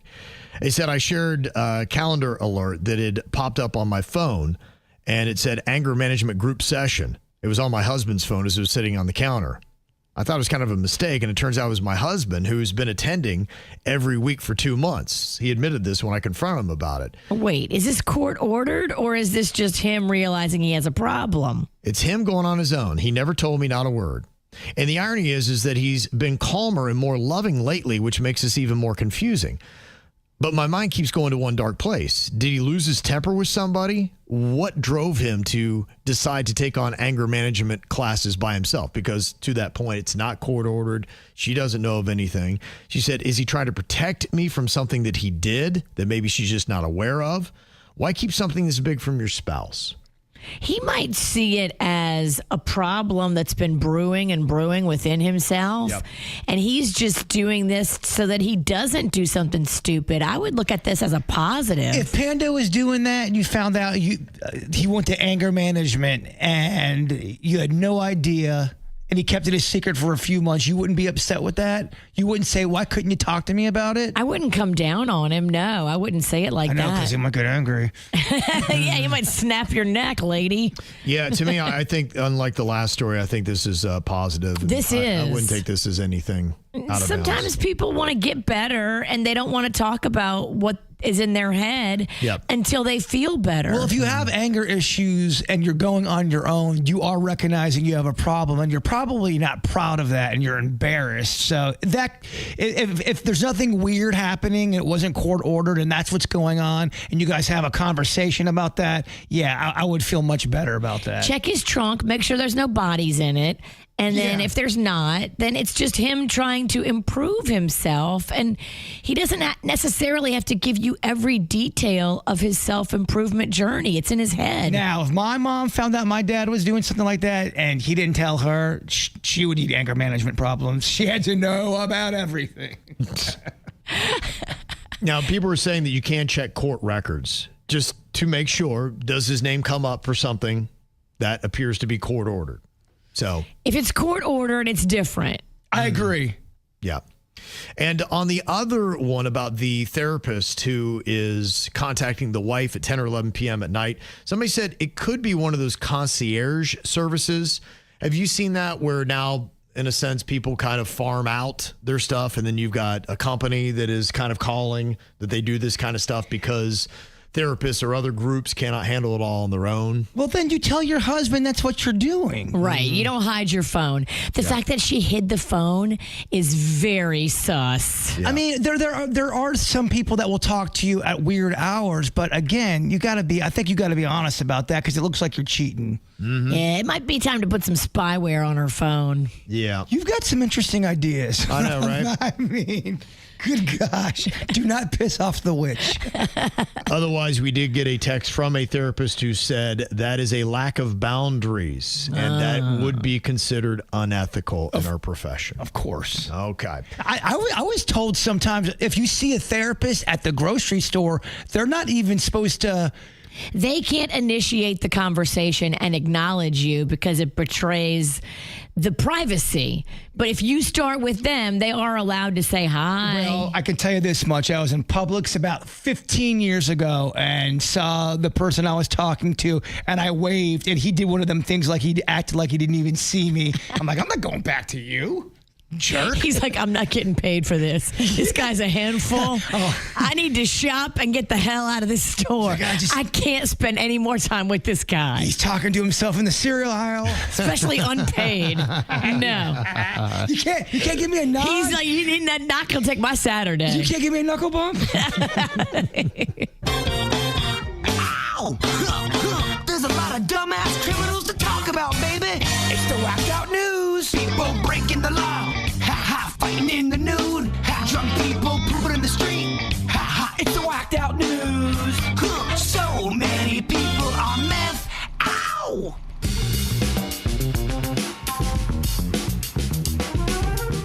Well, there's a guy in Florida here who stole a construction worker's car, tried to hit him with it, and then hid in a porta potty. Dude, you didn't plan this out, obviously. No, I mean, that's kind of a busy day. Got a lot of stuff going on there. Nothing that ends well ends in a porta potty. Yeah, and on top of it, I believe he was naked, too. What the? Oh, that's like bath salts. Yeah. He's been doing something weird, meth. Because the body temperature goes up, and then these people have to strip down to cool off. Yeah. Yeah, apparently he was in a holding tank of a porta potty in Lee County. And, yeah, there you go. Never know what you're going to get with old Florida man, huh? Oof, dude. Yeah. You really got to get off the drugs. They say 3 New Jersey men have turned themselves in for allegedly stealing 200 stuffed animals and causing $57,000 in damage at the Playland amusement park in Rye, New York. I remember we talked about that. I'm like going, how much is that worth? I couldn't believe it was $57,000 worth of stuff. How many did they get? Those things are like a nickel each. Yeah, what a dumb thing to steal. Right. I've got so many stuffed animals in my house from Rocco winning them at carnivals or fairs or whatever. Like, it's just clutter. And then what's crazy is how they got away. They escaped in a rowboat. With a bunch of stuffed animals. You see that just floating down the water? Be like, what's going on there? I don't get it. And what's interesting about that Playland amusement park in Rye, New York, if you're from there, you probably know, but that was the seasonal park that they used in the movie Big with Tom Hanks in 1988. Oh, wow. Yeah. I love that place. Right. That's where they stole all the stuffed animals from. I mean, the only stuffed animals that really have high value right now are those Labubu's. Yeah, right. If it's those, then it could be a smart caper, but aren't regular stuffed animals only worth like $1? No, that's, no, not true. There's stuffed animals that are worth a lot of money out there. I don't want to get into a stuffed animal argument with I don't want to fight with a guy who's an expert in toys. It's true, yeah. You're not going to win that one, Virginia. All 3 are facing felony charges of burglary and criminal mischief, plus misdemeanor trespassing and larceny. There's a guy in Russia who is facing 2 years in prison for filing a false report and claiming his car was stolen, all because he didn't want to go on a shopping trip with his wife. Oh, my gosh. Talk about going to extremes. It does kind of feel like a lot. Dude, just man up. Tell her you don't want to go. Apparently, she must be a scary bride in Russia. I don't know. I kind of want to meet her. She sounds awesome. Some people are scared. Yeah. Well, if you're going to use AI, you got to be better than this dum-dum in Pakistan. He works for a newspaper there and got caught using AI, all because he forgot to remove a ChatGPT prompt before putting the story in to be printed. It was printed with his ChatGPT prompt about writing the story. Dude. Oh, boy. Got double, triple. Lazy. That is what the death of print journalism is all about, right there. Right there. That's a big old knife right in its heart. A study found that Neanderthals may have actually never truly gone extinct. They say that apparently we just interbred with them so much that we absorbed their entire species. Oh, we absolutely, if you know what I mean, went and got full gorilla with. We screwed them into extinction. Yes, I think so. What a crazy thing. And I've kind of heard that they were surprised by that because the Neanderthals apparently were the stronger, bigger species than the Homo sapiens. And somehow we wound up winning the whole thing. And some people thought, well, it's just because we were smarter. But I think they kind of proved, no, Neanderthals weren't dumb at all. They had all the advancements we did. So what happened? They think now we just screwed them into extinction. Yeah, I have some of those Neanderthals in my friend group. Yeah, I think Taylor Swift is married to one or about to marry one. Oh, he is a big boy. Yeah, so maybe you're right. Some people do seem to show some Neanderthal DNA. He got a little Neanderthal in him. But that always blew my mind since I was a little kid that there were other species around that were so similar, but a bit different. Yeah, what else was out there? Oh, let me tell you, the mysteries of the ancient world, Bird. Don't even get me talking about giants, Virginia. Yeah. Please don't talk about giants. We'll have Denny's go into his garden, and you and I can have a long conversation. Can I go home? Is that all I have to do is talk about giants? That's it. Other species? Yeah, it's a tune-out. Mm-hmm. They say researchers now say that new DNA analysis is suggesting that Adolf Hitler likely had what's called Kallmann syndrome. That's Kallmann. It is a rare genetic disorder that disrupts puberty and can cause undescended testicles and will give you a micropenis. Oh, that's why he was so angry, maybe. Yeah, well, they say that he was known to be uncomfortable around women for the most part, a better part of his life, even though he did die. What was it? Ava Braun, I believe was her name. Braun. Tests were done on blood recovered from the sofa where he died, forming the basis of a new documentary called Hitler's DNA: Blueprint of a Dictator. They say the results also debunk claims that Hitler had Jewish ancestry, showing his Y chromosome matches known male relatives. So that was not true. Producers also say his DNA showed high genetic risk scores for autism, schizophrenia, and bipolar disorder. Wow, he had the trifecta. That's crazy, though. They wouldn't got the blood. They thought to do that. How they had it and how it still had some value to it. Yeah, that is kind of crazy. He had access to that.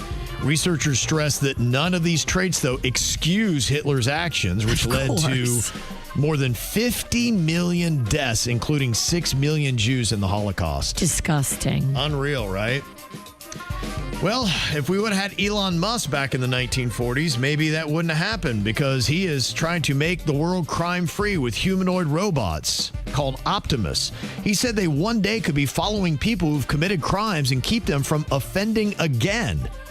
Like a robot hanging around just watching you? If you do anything bad, it reports back? Well, you know, now you might get a probation officer, but you got to report to them. Instead, you'll get a probation robot that would follow you around to make sure that you stayed on the up and up.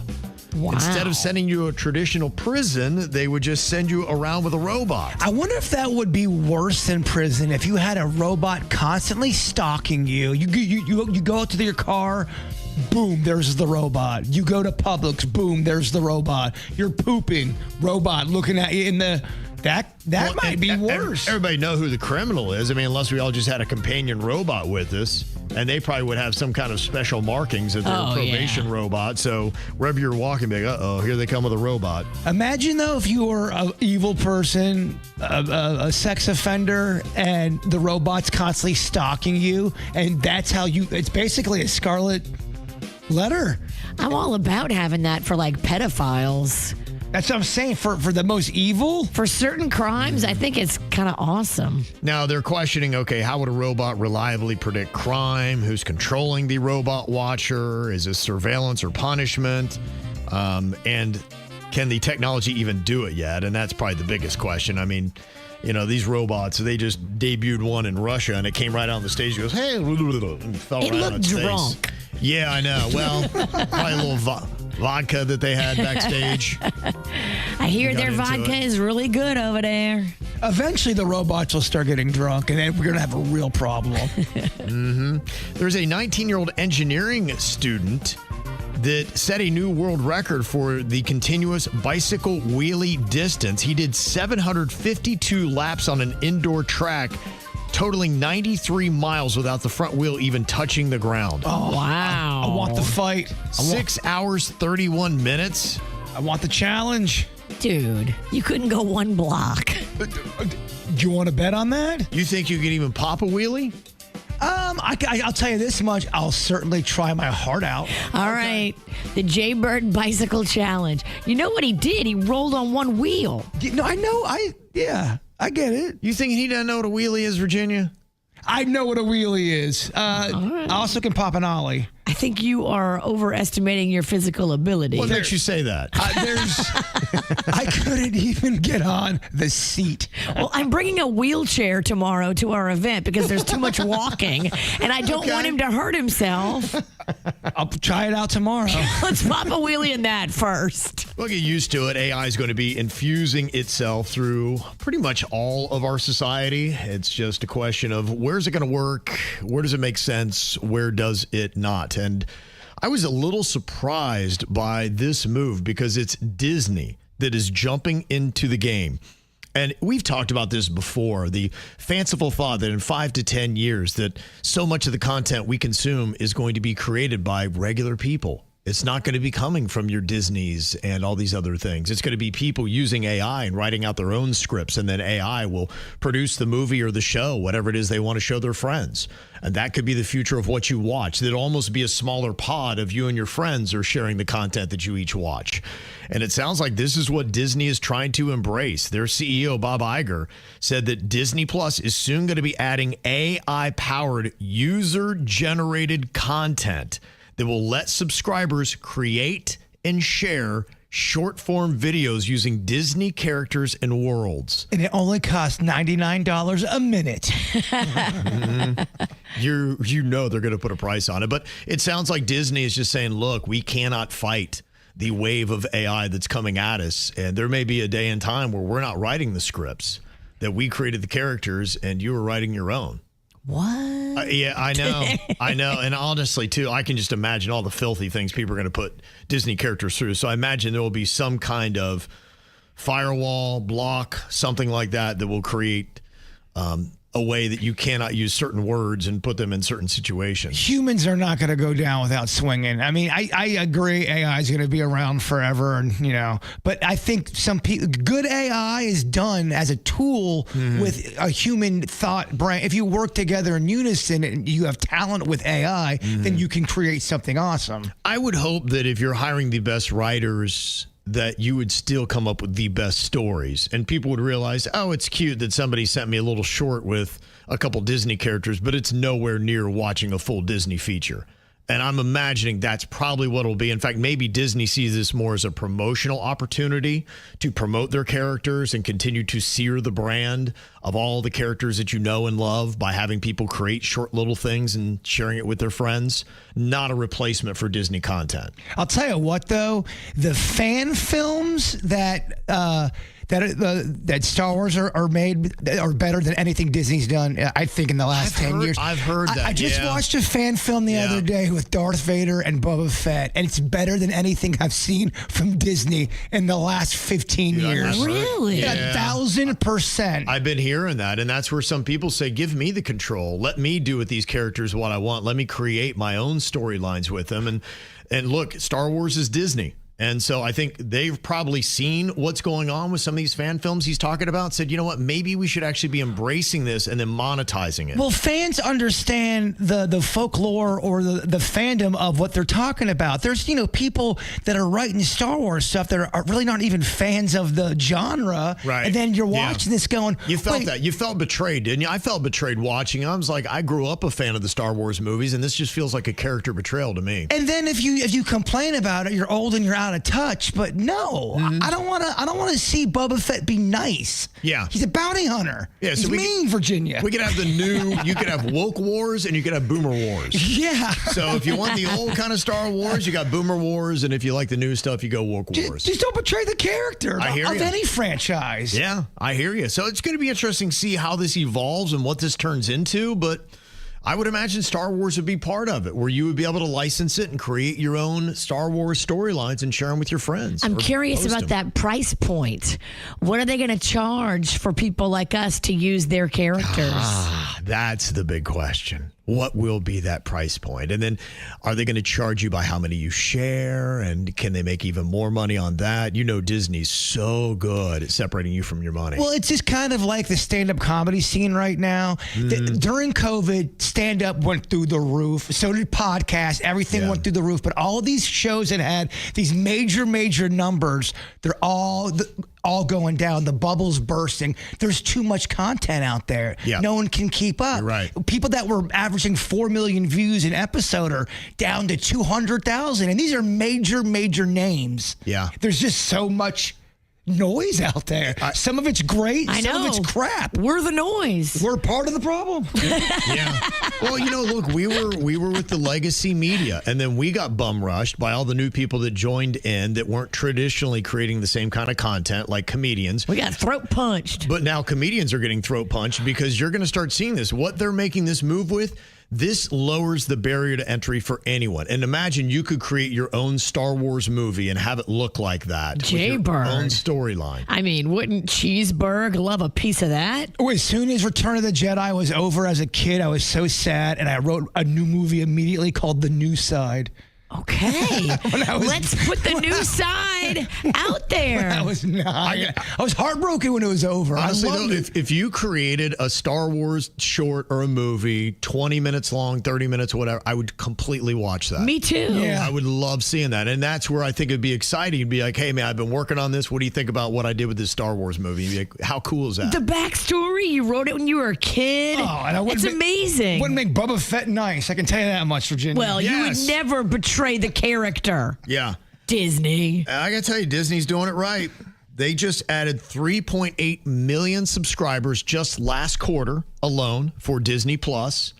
So they're making good moves. Bob Iger is back in the control seat, and he is taking them back in the right direction. Bob likes money. Well, remember how it was a year or two ago? We just kept talking about Disney kept getting in their own way and tripping, and they said, Bob, can you come back? And look, he's got... We tripping, Bob. Get back here. Well, you know what? They started, like, to Jbird's point. He's talking about the era that we were talking about, where Disney was, what are you guys doing? They just were all worried about the wrong things. And they were. Bob Iger said, knock this stuff. We're getting into lanes that we don't belong in. This isn't where Disney belongs. And he got him back into the right lane.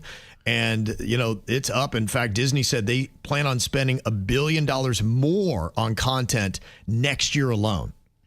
So, look, they're going to still be creating their own. So it's not about you create all of our content, we're going to step out of the game. They're going to definitely jump in it. Well, I like watching older movies sometimes because some of them do not hold up. And then the ones that seem to hold up are ones that are just they're just making a movie. They're just there to entertain you. Right. And I think that's what some people are really yearning for. Mm-hmm.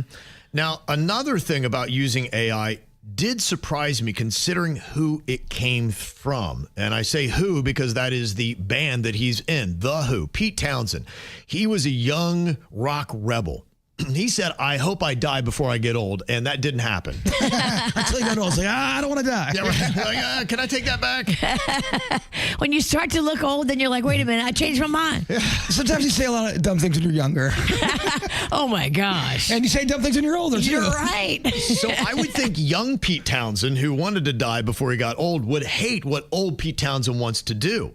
Use AI to finish many of the songs he has not been able to. Here he is talking about it.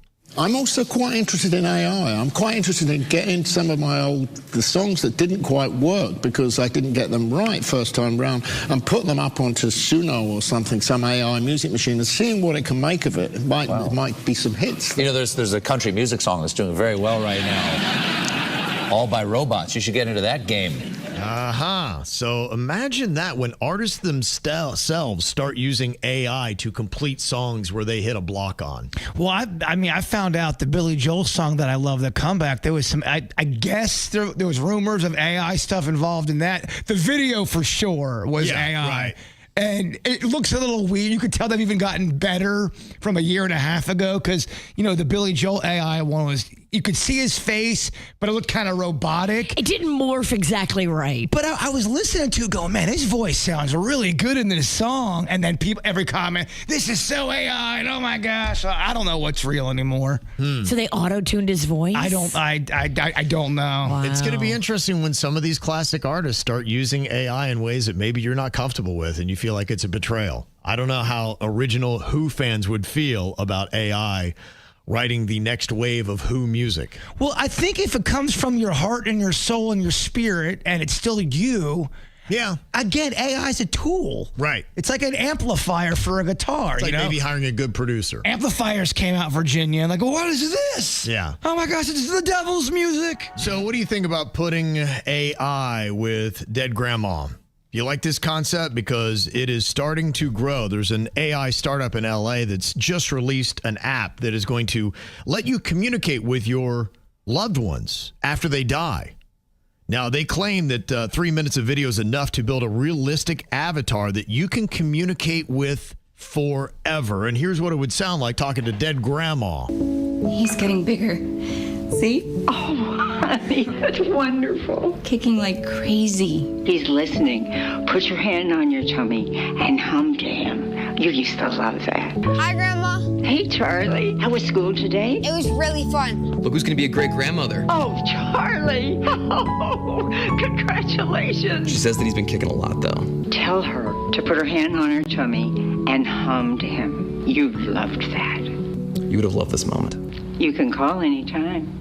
So, Grandma, you just keep saying the same thing over and over again? And that's horrifying. Why does Grandma sound like she is in a rocking chair holding an axe? Mix it up, Grandma. Why are you saying the same things generation after generation? I don't like it. I would not want to hear my mom AI talking to me. That's creepy. Because it's not my mom. Yeah, I did the same filter. I thought about that, with my deceased mother. How would I like if I had that? And I just think that there are things that it would say. I'd be like going, no, my mom wouldn't really say that. That's not where it would be. I just can't imagine how you would replicate all the nuances of human feeling. And then also, too, the level of surprise. Look, that's the one thing about humans, man. I've known people my entire life, and they still continue to surprise me in different ways. I'm like, I didn't expect them saying that. Or, I really didn't see them going down that way. But that's the beautiful thing about it. But, it's authentically their curveball they've thrown you. It's not AI not being true to who your mom or grandma is. And I have a feeling your mom wouldn't want to be AI. I don't think so. She would be like, nah, you remember me as you remember me. Right. Remember the things that I really felt and said and tried to teach you. I can't control this new AI thing. All of a sudden, my AI mom loves Kevin. How's Kevin doing? I love that guy. He's so great on the radio. I got AI Aunt Anna. Kevin's the best. He's such a great guy. His hair looks fantastic. Like, wait, Mom, what? Hey, what's going on here? What's going on here? Well, yeah, you can program AI Aunt Ann to love anything. Well, that's not real. When you said AI, Jesus, people will lose their minds, Kevin. My mom, speaking of which, would have lost her mind on this concept. Now, what is going on here is my mom's not going to be happy about this, but church is struggling, y'all. They say the numbers for people going down to church is not real high these days. They say in 2015, 10 years ago, 2/3 of adults in America said religion played a key role in their daily lives. That figure now is at 49%. Less than half of people in 2025 are religious. It is the largest decline recorded by any nation since 2007. So we are getting away from God faster than any country on planet Earth. You go to church, it seems like, regularly. Yep. Why do you think that is? Do you have a theory behind that?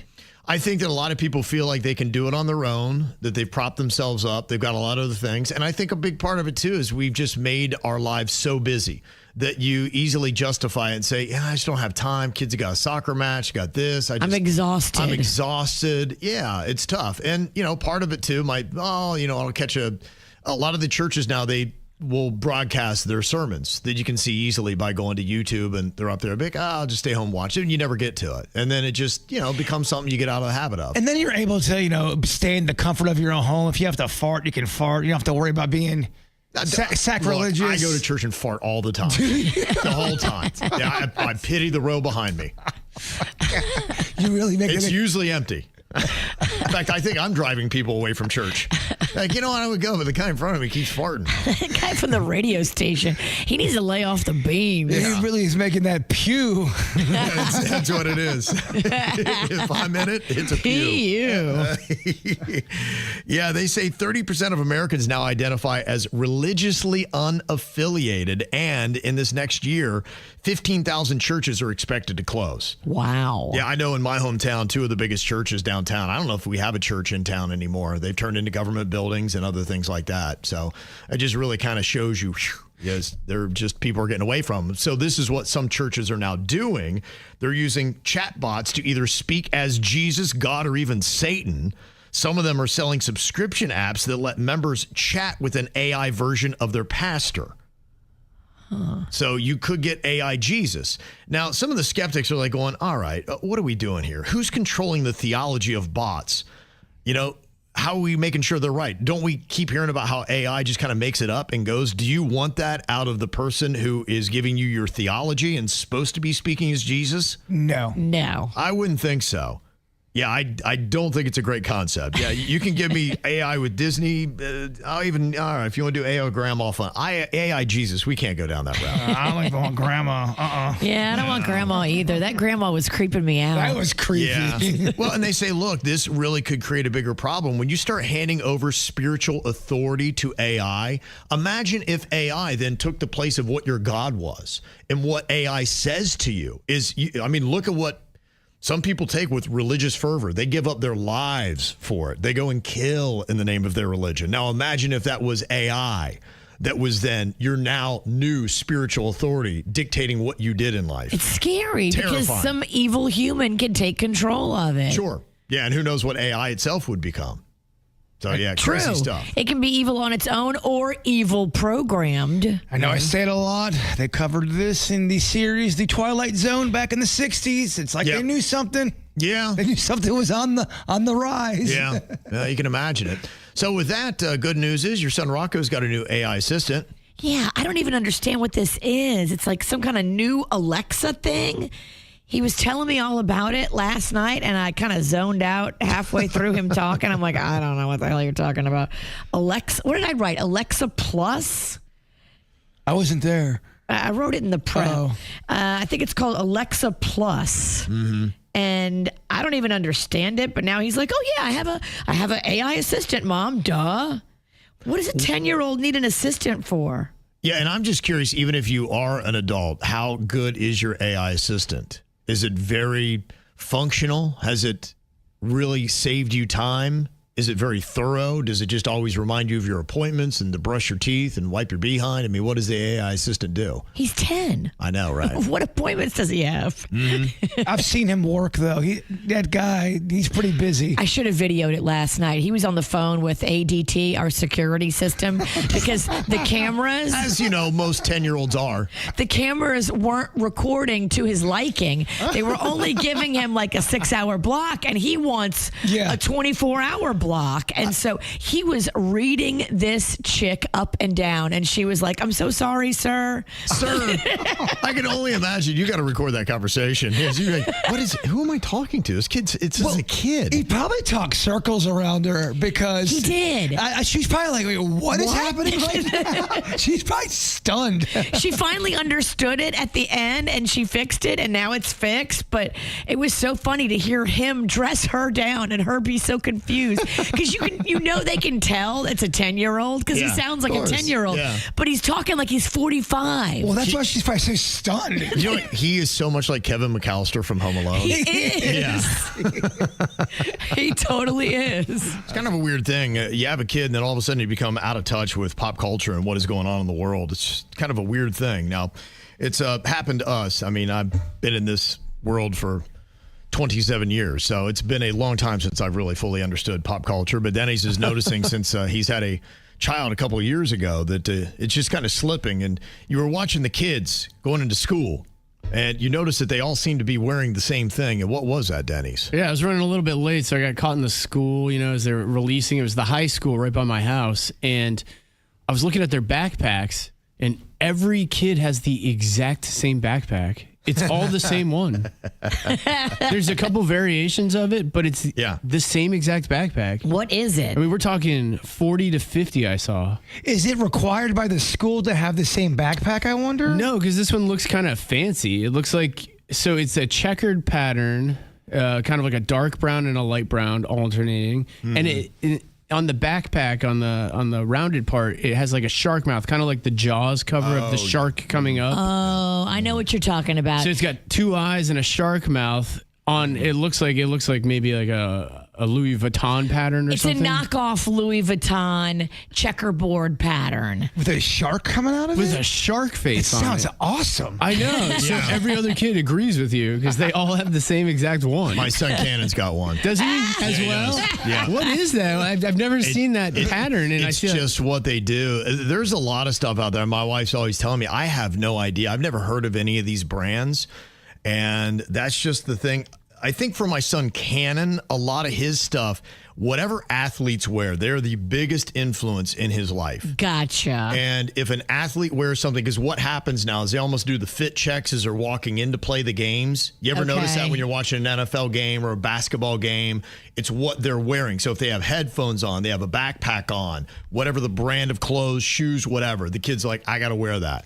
It is my favorite part when you see all the players getting off the bus and they look fly AF. That's my favorite thing about Cam Jordan from the Saints. He's always wearing furs. I'm like, that is a pimp daddy right there. Peacocking. Oh, I love it. Yeah, it's really just turned itself into a fashion parade now, is what it is. And they sell so much merch just by those minutes where they show the players walking into the arena to play the game. I believe it. There's nothing cooler. I don't know the origins of why that shark backpack got so popular. I have a feeling it probably started with an athlete or somebody that was a TikTok star or something like that. Or it's a shark coming out of a bag, it sounds like. It sounds amazing. It is cool. It looks cool. It kind of reminds me of, the old bomber planes where they would draw like a figure on the side of it, like kind of a tough figure. Oh, yeah. Kind of reminds me of like the shark drawn on the side of those. Oh, like one with the guy hanging on my ceiling.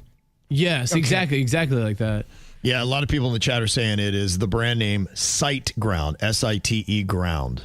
Ground. All right. I thought it was weird that every kid had it. It Not wasn't spray ground. I'm seeing both. I'm seeing a couple people said Site Ground, 2 said Spray Ground. So I don't know which one's right. I think it's Spray Ground. Spray Ground. Okay. That sounds. Even on Virginia's page, you can see there's different variations of it, but they're the exact backpack. It's just one of them will have a different little emblem on it or something. This is so funny. Panda has one of these. Does he? Now that I'm looking at it, I'm like, oh, really? Panda has one of these. He's so hip. Guess who else? I bet you the athletes were wearing it. Has to be because now. you know who watches the athletes. Panda. That's funny. It's just weird. I went from never seeing it to seeing tons of them. So teenage boys and middle-aged husbands. Yeah. Everybody who's got a shine for the athletes. Yeah. I think that's it. Now, there's one thing that the kids are doing. I don't know about their taste in backpacks, but this is an interesting concept. Is they were talking about the trends in language for Gen Z. These would be a lot of your older teenagers now, kind of fits into that category. And they said for them, the traditional bad words, you know how for us, we have handcuffs on where we can't say S-bombs and F-bombs. They just don't let us have any fun here on the regular broadcast radio, thanks to the FCC. But they don't really look at those words as anything other than just regular vocabulary. They say to them, what is a bad word now has shifted. So if you say S-bombs, F-bombs, whatever, you're just communicating. But if you use any kind of slur aimed at race, gender, sexuality, or disability, that's what they say, no, No. You don't use that kind of language. You don't use that word. Okay. And I was like, yeah, you know what? I think I actually really jive with that. I think that is a great concept. To me, I think it's silly sometimes how we rotate. The fact that I can sit here and say poo all day or I could say crap, but I can't say another word to talk about the exact same thing. It's just always been so bizarre to me in our culture. That's like, so you're talking about that. So why do you have to use a different word to describe the exact same thing? I never understood it. You know, I have a baseball background, so you always heard a lot of swearing. And also my family swore. I thought it was normal too. I never understood why people would get mad about that. And for the same reason, I go, so poop is fine? I can say poop. Yeah. It's just so bizarre. Poop, dookie, turd, that's all good. We got in trouble for saying the T word one time. Turd? Yeah, you did. We had to sit in a meeting about it. With which boss? It was Station 1. Oh, that guy hated me. Yeah, so to me, it is a weird thing. I'm like, you know what? I like that concept. To me, that's what we should normalize. If you're going to use hateful language to make somebody feel worse about themselves, I don't want any part of that. But if you're just going to use something in fun or a word for emphasis, I still believe that use some of those words sparingly and for emphasis. But, you know, yeah, why do we demonize that? But some of these other words that hold somebody down or make them feel bad about themselves, they seem to get more of a pass. I was having this exact conversation with Rocco the other day. Exactly. Because he was watching YouTube videos and people were using slurs based on ethnicity. And I was like, bruh, we got to talk about this. Like, that is not acceptable. That is not cool. We don't talk about this. We don't say that. And we never laugh at any of those words. But then, like, I'm okay if he drops an S-bomb. Well, even if if Denny's receives new music audio from an artist, it could be Adele. He has to listen to the whole thing because even like soft ballads these days have F. Oh, I love when Adele curses. That's my favorite part of an Adele song. But it could be the sweetest song, and it could be a ballad, and Denny's has to listen to it because there might be an F-bomb in there somewhere. I notice it when I pull audio for the show with these interviews. I call it micro cursing. Yeah.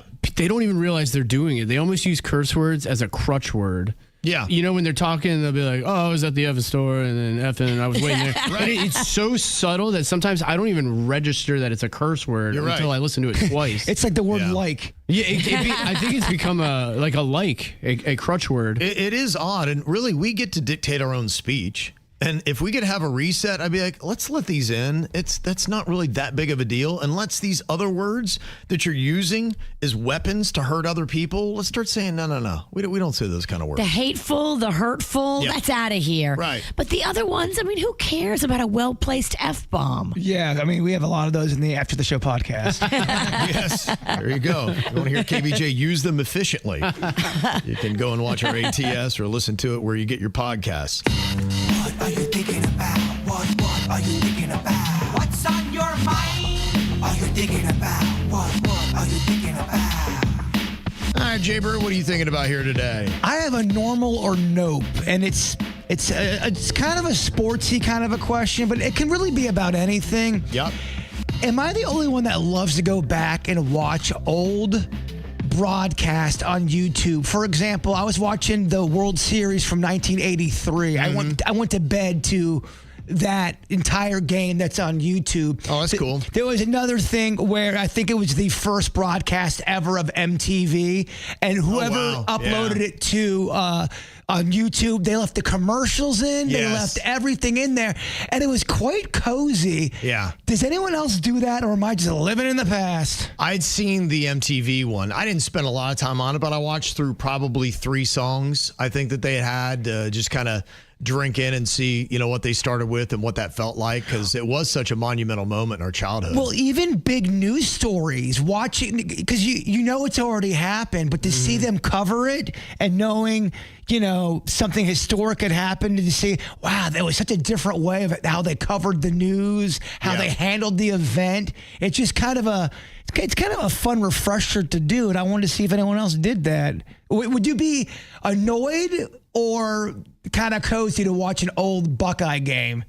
I have a little bit. Some of them every now and then. I'll go back and watch one of those, just kind of see the old players and, what happens. So I do a little bit, every now and then. It is kind of cool. I kind of tap out.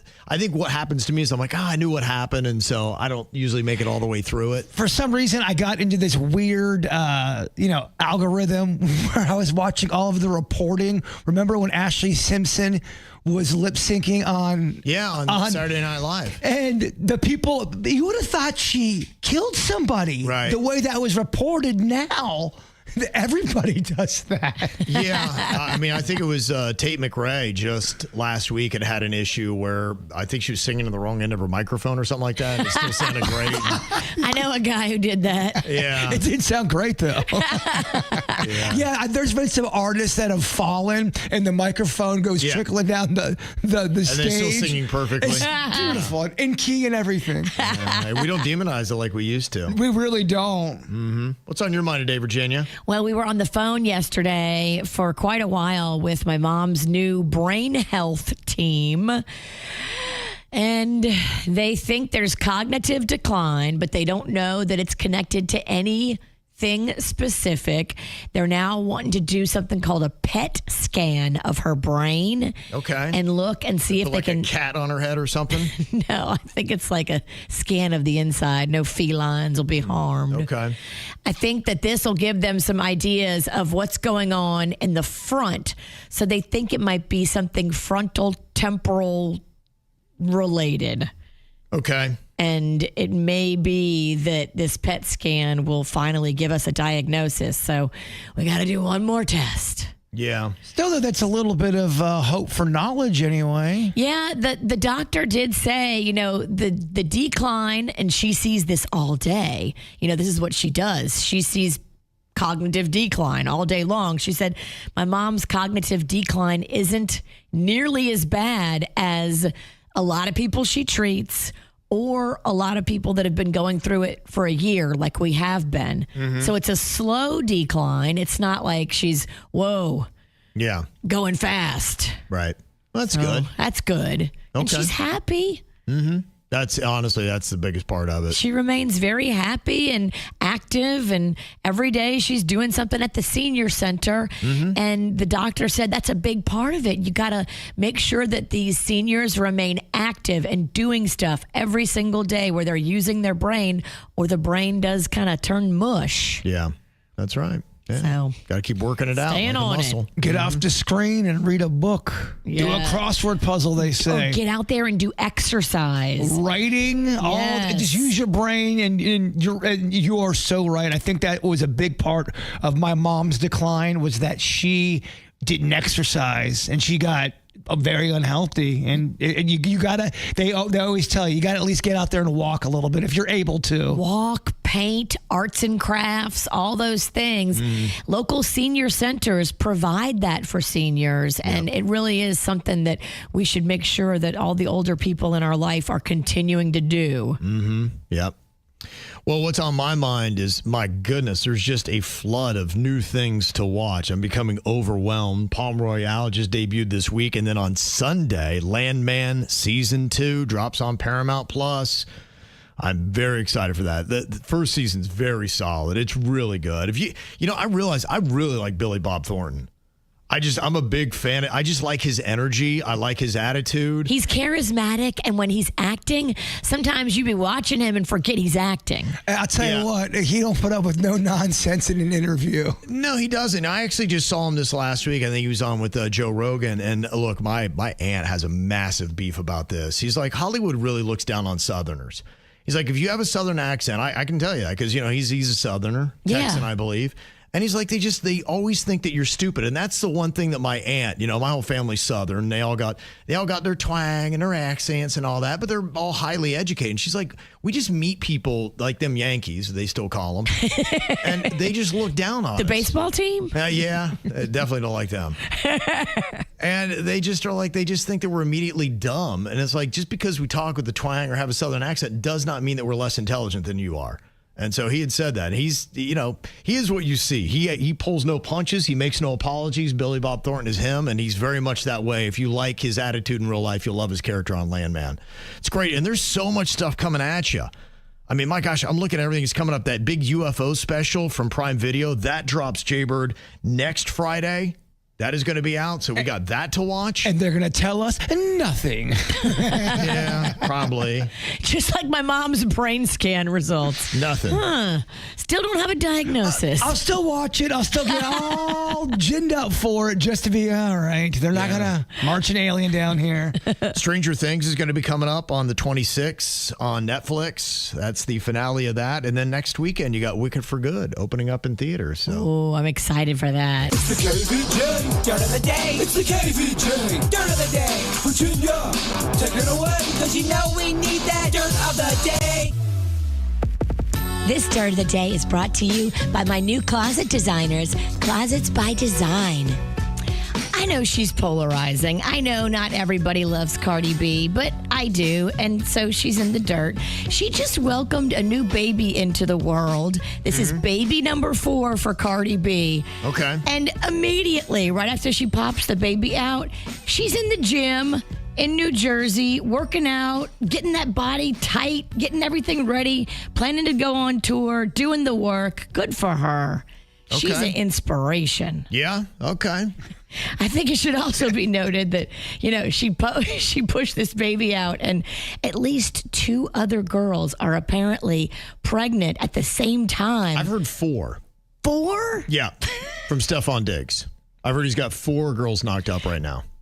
These are unconfirmed reports. They are. I mean, there are 4 women that are claiming that he's knocked him up. Now, I don't know Let what me see he's the claiming. DNA. Yeah. But, he's had a busy year. Stephon Diggs is a giver and a receiver. Goodness. I mean, wow. Yeah.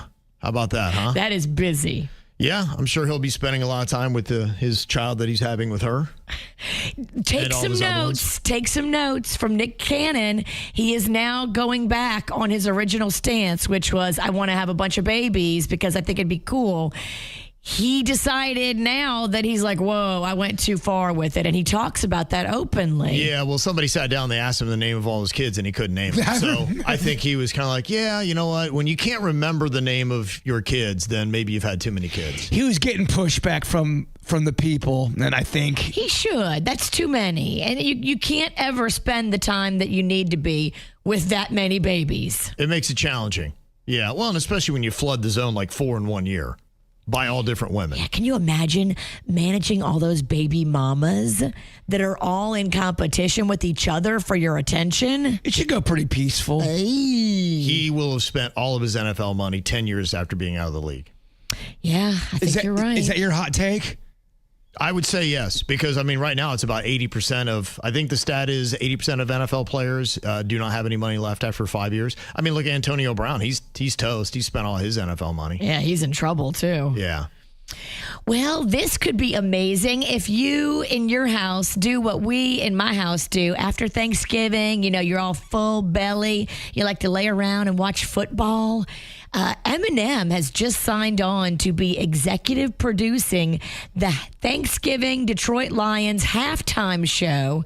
And not just this year, but for the next 3 years, he will be turning it into a cultural moment, honoring Detroit's music and traditions. I love this. Yeah, I think it would be cool. I was actually there last year, and they put him on the Jumbotron during the whole thing. They had Shabuzi. Okay. He did the halftime show last year at that Lions game. But all of America's watching. We're all sitting home and eating, and Eminem's there anyway. And yeah, they show him like every game in Detroit. He's there. He's got his little box, and that's his thing. So why not take over the halftime show and make it awesome? And hopefully he'll get out there and be a part of it and not just produce it. Well, Jay-Z's running the Super Bowl. Why not? Yeah, why not have Eminem do your little game on Thanksgiving? It just ups it for us and the entertainment value. Yeah. Okay, we're going to be raising our hand here if this applies to you. 4 people on the KVJ Show, myself, Virginia Jbird, and producer Denny's. Will give you a percentage of the KVJ Show members this applies to.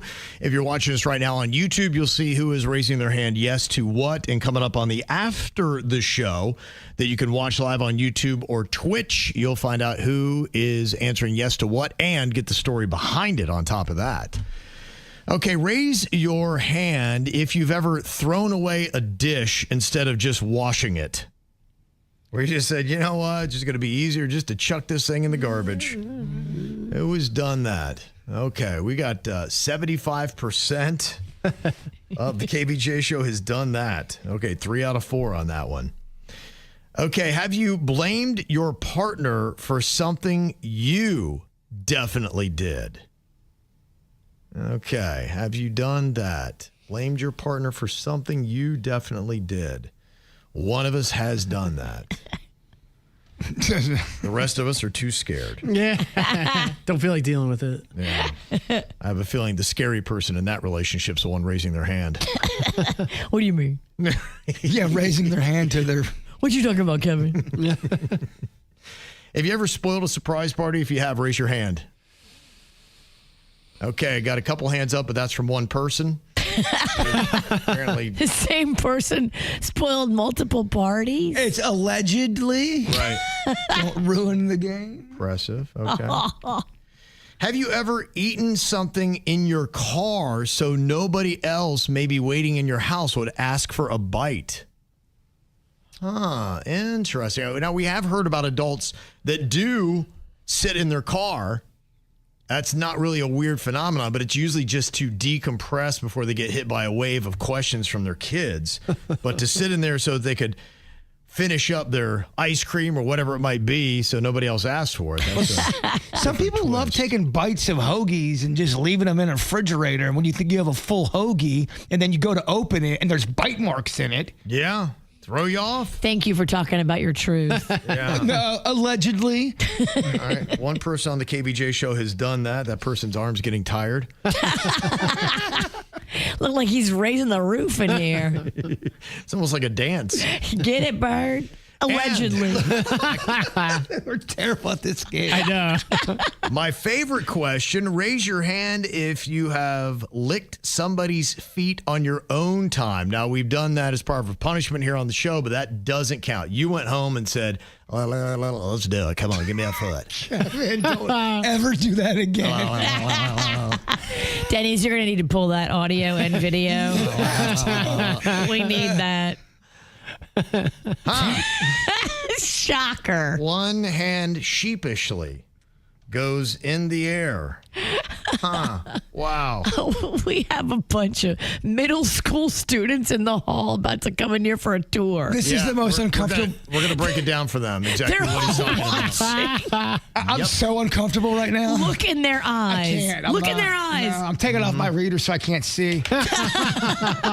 Well, I will tell you, one person on the KVJ show is going to do a lot of talking on the After the Show today. Yes, Daddy. Can't wait for that. Watch it live, YouTube or Twitch, just after 10 o'clock, or get it whenever you want. It's going to be there on demand as well. So imagine if you really did get that 4-day work week. How would you align it? You were saying that your sister is an accountant in Virginia, and she was able to do this. She's at a job where not only does she get to work 4 days a week, but she got to pick which days of the 4 she would be in. And she was explaining it to me. So this is my sister up in Kentucky. She just recently became a certified accountant. She's going for her CPA now. Mm-hmm. And eventually, hopefully, she'll do my taxes because, boy, I am lost. Boy, I don't even know what CPA means.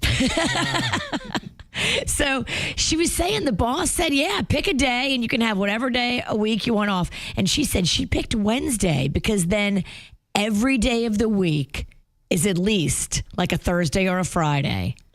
Yeah, that is kind of an interesting move because we've often talked about what would you take, Friday or Monday, but you know, sometimes you're right. You need that little breather where you're just like, okay, it's a day I can decompress and get some stuff done. But sometimes when you have 3 days in a row, I almost lose myself where it's like, you know what, gosh, I've got free time, but I really don't have anything to do. And I know later on in the week when I'm working, I would love to have free time and I don't have it. And then when I have it, I don't need it. You never have a Monday. Yeah.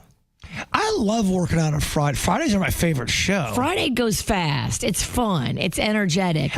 Mondays are dragging. Tuesdays are dragging. But if you knew you had off on Wednesday, it would be a whole different vibe on Tuesday. I think I hate Tuesday the most because Monday you already know it's going to be grueling. So you're kind of prepared for that. Tuesday should be easier. So when it's not, you're like, I am so rocked right now. And she said nobody has off on Wednesdays, so she'll go out and about, like in the middle of the day, the mall's empty, the stores are empty, so you can get a lot done because everybody's working on Wednesdays. Okay, yeah. No, look, for our job, I mean, we are done here like at 11 a.m., and then you kind of go out in the world, and it is kind of nice, with the schedule that we have to be able to go out there because you're right. Traffic is not an issue. Ever getting home. Like, I don't know how people deal with rush hour drives that have 45 minutes or an hour and a half in the car one way. There'll be certain times of the day where I'm not normally out, but I'll have to go out and I go, where did all this traffic come from? I'm so used to driving with tumbleweeds and semi-trucks in the morning. Yeah, it's rough. Yeah, if I ever get in rush hour, I'm like, how do people do this? Like, this is twice a day, every day for them. That would be so maddening to have to go through that. Well, we know this move when we were at station number 2 and we knew we were getting fired. And ironically, it was number 2 over there. We would have to drive an hour back home just to think about, boy, I think we're getting fired. It's a long drive. A long drive to think about all your mistakes in your life and your past. And then you're stuck in traffic. It's so awful. Yeah, it's rough. It is rough. So, Yeah, that rush hour is no joke, and kind of a quick heads up today for rush hour, Trump coming back in town. Oh, that's a good heads up. Yeah, so they say that the evening, I don't know exactly what time that's going to be, but it seems like I always find the time he's flying in, which is cool that I get to see Air Force One, but I'm also sitting in traffic and I'm not moving, so. That's not cool. That's not cool. We got to take an alternate route. Right, just kind of a heads up that the Trumpster back in for his third weekend in a row. And he's probably going to be that way all the way until Easter. I think a lot of people that normally aren't here are here right now because look at the weather. Yeah, well, season's getting going, so it's kicking off. So I asked, if you did a 4-day work week, what day would you be taking off? Number one answer is Monday. 53% of people said they would be taking that Monday off. I'm with them, too, because I like to have a fun Sunday. Okay. 34% are taking the Friday off. And only 12% are like your sister taking that Wednesday. So that's it. Interesting. I guess you can make more of a, long weekend and travel if you do Friday or Monday. Mm-hmm. Yeah, that's But true. if you're broke, take that Wednesday. All right, what is your nice little win for the week? That's what we're trying to find out here. A little feel-good Friday. One text says, our child was actually struggling with ADHD and had been tested into gifted. We were worried about him keeping up, and it turns out the faster pace is working so much better for him, and he's killing it. And the kids are more understanding in his class, he says. Yay for good schools and teachers. Beautiful. Yeah, that's a big thing. Getting your kid in the right place and having them feel like they belong and have a good friend group and are thriving. Boy, that's a lot. That's more than half the battle. So that's very cool. Another person said, I'm having a sleepover with my 6-year-old granddaughter, Ellie. We always have so much fun when she stays over. Nice. That's cool. Love to hear that. Also, it says, my son, Ramsey Rhymes, and the Gladesday Gators are going to be competing at the SSAA State Championship in football. These boys are warriors. Please wish them well. And best to everybody, because I had mentioned earlier in the show that the high school football playoffs begin today. And it is such a lengthy list. I will not bore you with it, but it'll start getting narrowed down after this weekend. So are you going to any games? I'm hoping to. I threw it out to the queen. She's like, okay, we'll see. So I've got about 3 or 4 just really pretty solid matchups. Now, the first week, it's not as dramatic. You can pretty accurately be like, okay, I think, you have definite favorites. Okay. You get into your third week, and then you're like, okay, everyone's a big battle. So we got Bob at Sugar Tea Distillery up there in the Carolinas. Just won re-election for town council. Congratulations there, Bob. Wow, good for you. Mm-hmm. Yep. Another person left work from home job 3 months ago, and I'm loving being back in the office.